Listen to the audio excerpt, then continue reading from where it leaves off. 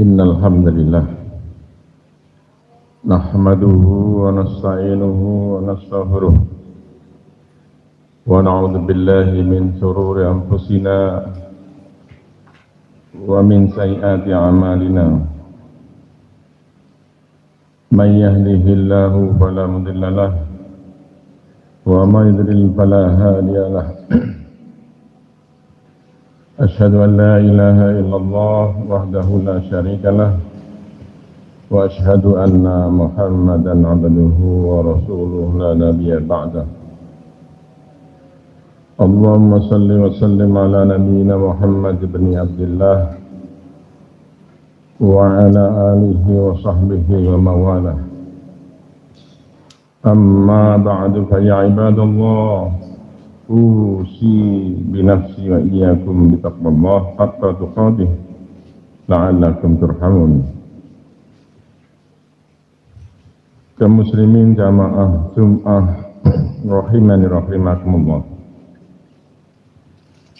Marilah kita senantiasa meningkatkan kadar iman takwa kita kepada Allah dengan banyak berzikir, mengingat Allah dimanapun dan kapanpun. Karena dengan mengingat Allah hati menjadi tentram, dan mengingat Allah kualitas iman kita akan meningkat. Kaum muslimin jamaah rahimakumullah, tidak terasa perjalanan dari hari ke hari, bulan ke bulan, sekarang kita sudah di penghujung tahun 2021. Seminggu lagi, sepekan lagi, kita akan masuk tahun baru 2022. Tentunya seperti biasa, kita mengevaluasi tahunan perjalanan hidup kita. Walaupun evaluasi tidak harus menunggu Desember, tetapi setiap hari kita mengevaluasi seluruh aspek kehidupan kita. Ibadah kita, sholat kita, sholat wajib kita, sholat sunnah kita, puasa, zakat kita, sedekah kita, semua kita evaluasi. Tidak hanya ibadah, tetapi hubungan kita dengan suami, hubungan kita dengan istri, hubungan kita dalam mendidik anak kita, dan hubungan kita kepada masyarakat, semua kita evaluasi. Tentu dalam perjalanan evaluasi ini ada hal yang positif, ada hal yang negatif. Ada sejarah kelam, ada sejarah manis. Ada gagal, ada yang berhasil. Kalau toh kita gagal, maka saatnya kita untuk mengevaluasi. Bisa jadi apa yang kita lakukan hanya berlandaskan akal dan pikiran kita. Maka dari itu pada siang hari ini saya menyampaikan tema akal dan hati. Bapak Ibu jamaah Jum'ah rahimakumullah, para filosof memisahkan antara akal dan hati. Akal ini terkait dengan logika berpikir, mengkaji ilmu, sementara hati terkait dengan rasa dan seni. Tapi benarkah akal dan hati bisa dipisah? Dan benarkah keduanya memiliki fungsi yang berbeda? Kita coba lihat bagaimana Al-Quran mengatur akal dan hati kita. Jamaah rahimakumullah, di dalam Al-Quran surat Al-Hajj ayat 46, a'udzubillahi minasyaitonir rajim. Afalam yasiru fil ardi fatakuna lahum qulubun ya'qiluna biha aw adanun yasma'una biha fa innaha la ta'mal absar walakin ta'mal qulubul lati fis sudur. Apakah mereka tidak berjalan di muka bumi sehingga mereka punya hati? Dengan hati itu mereka berakal, atau telinga yang mereka gunakan untuk mendengar, karena sesungguhnya bukan mata yang buta melainkan hati yang ada di sudur, di dada. Ada yang menarik di dalam ayat ini, yakni kata qulubu ya'qiluna biha. Sering orang mengatakan berpikirlah sambil tangan menunjuk kepada kepala kita. Pikirin. Tapi ternyata di dalam Al-Quran bahwa berpikir itu adalah tugas daripada hati kita. Qulubu ya'qiluna, fokus pada qulubu ya'qiluna, hati yang dengannya mereka berpikir. Ternyata berpikir ini menggunakan hati.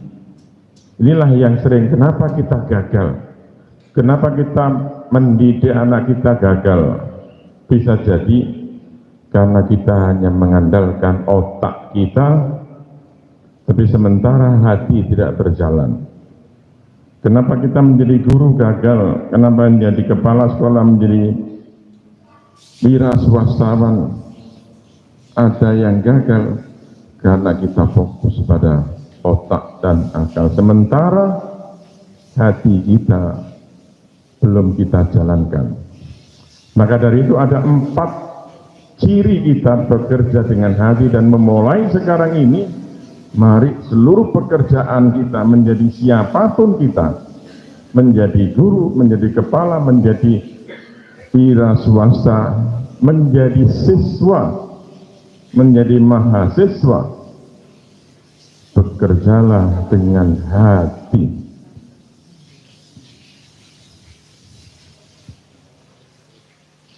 Pernahkah kita merasa ketika ada suara aneh di rumah kita, perasaan kita langsung takut, menganggap, wah ada hantu atau ada maling, tapi otak kita menenangkan dengan pikiran logis, oh mungkin itu tikus, oh mungkin itu kucing. Namun tetap saja kita malah jadi nggak bisa tidur. Pernahkah kita merasa otak kita berniat untuk membeli satu baju yang memang kita butuhkan, tapi ketika sampai di toko hati kita lebih banyak mengambil alih. Oh baju itu lebih bagus, oh celana itu modelnya keluaran yang terbaru, oh bros itu indah sekali. Alhasil kita malah over budget. Jamaah rahimakumullah, mari mulai sekarang ini kita coba bekerja dengan hati. Pertama, kenali pekerjaan itu. Menjadi guru, bagaimana tugas dan fungsi guru. Menjadi kepala, tugas fungsi kepala. Menjadi makelar, tugas fungsi makelar. Jangan hanya pikiran keduniaan, jangan hanya mengambil untung saja, tetapi bagaimana perilaku yang kita lakukan, bisnis yang kita lakukan ini tidak mengandung unsur dosa.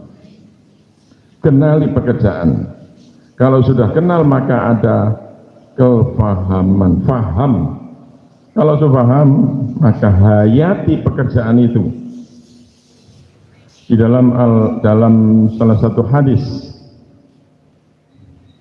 an Aisyah radhiyallahu anha qalat qala Rasulullah sallallahu alaihi wasallam innallaha ta'ala yuhibbu idza amila ahadukum amalan ayyutqinahu. Sesungguhnya Rasul bersabda, sesungguhnya Allah mencintai seseorang yang apabila bekerja mengerjakannya dengan profesional. Ada kata yutqinahu, bekerja dengan sebaik-baiknya. Baik-baiknya ini profesional, dikenali, difahami, dihayati. Yang kedua, yakin bahwa pekerjaan itu important, penting. Innallaha la yanzuru ila suwarikum wa amwalikum walakin yanzuru ila qulubikum wa amalikum. Sesungguhnya Allah tidak melihat pada bentuk rupa dan harta kalian, akan tetapi Allah melihat pada hati dan amalan kalian. Hadis Muslim. Jamaah rahimakumullah, jangan mengunderestimatekan diri, merendahkan diri. Wah, saya ini tukang sapu, wah saya ini tukang kebun, wah saya ini tukang membuat teh. Di mata Allah, demi Allah saya katakan, Allah tidak pernah menanyakan who are you, menjadi siapa kamu, menjadi kepala sekolah, menjadi bos, menjadi pimpinan. Tapi Allah menanyakan how do you do, bagaimana kamu berperan dalam peran-peran keduniaan. Kalau kita menjadi bos tapi kita tidak bisa memerankan bos dengan sebaik-baiknya, justru malah membuli bawahannya, bersifat fasik, maka itu tidak termasuk dalam bekerja dengan hati. Useless, percuma. Tapi ketika kita menjadi tukang kebun, kita berniat dengan baik, lakukan dengan sebaik-baiknya, Allah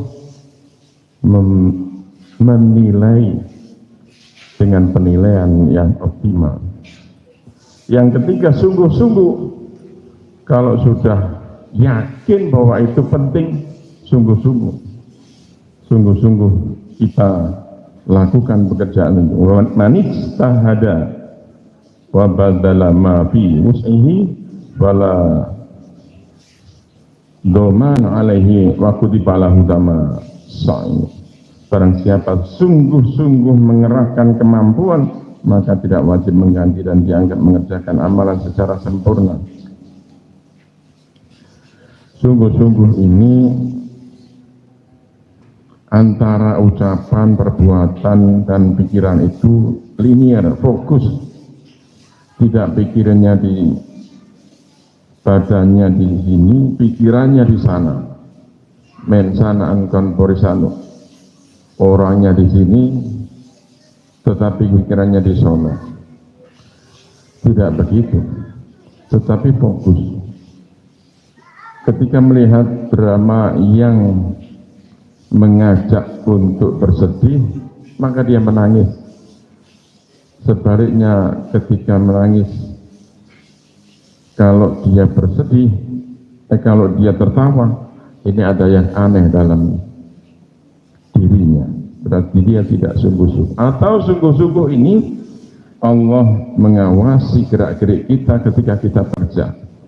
Itu akan kita lakukan dengan sungguh-sungguh, fokus dan khusyuk. Ketika mengendarai sepeda motor, ya Allah, Engkau mengawasi aku. Ketika kita berada di masjid, ya Allah, Engkau mengawasi aku. Ketika kita di kantor, ya Allah, Engkau mengawasi aku. Insya Allah tidak berani kita berbuat curang. Dan yang terakhir, bekerja dengan hati itu memasukkan nilai-nilai spiritual dalam pekerjaan kita. Kalau kita menjadi guru, kemudian kita akan mengajar, bismillah ya Allah, mudah-mudahan anak didik yang aku ajar ini menjadi anak didik yang soleh solihah, yang bermanfaat bagi dirinya, orang tuanya, guru-gurunya, dan agama, nusa dan bangsa. Kalau menjadi siswa atau pelajar, ya Allah, aku belajar keluar dari rumah, mudah-mudahan aku bisa menjadi anak yang soleh, solihah, berbakti kepada kedua orang tua, bermanfaat ilmu yang aku tuntut. Dan menjadi siapapun kita, masukkan nilai-nilai spiritual. Ikhlas hanya mengharapkan ridho Allah. Wa ma umiru illa liya'budullaha mukhlishina lahuddin hunafa wa yuqimus shalah wa yu'tuz zakah wa dzalika dinul qayyimah. Jadi kita tidak diperintahkan itu kecuali hanya mengharapkan ridho Allah. Kalau semua itu kita lakukan, maka kita insya Allah pekerjaan apapun akan berhasil. Barakallahu li wa lakum fil Qur'anil azim wa nafa'ani wa iyyakum bima fihi minal ayati wa dzikril hakim. Qulu qawli hadza astaghfirullah innahu huwal ghafurur rahim.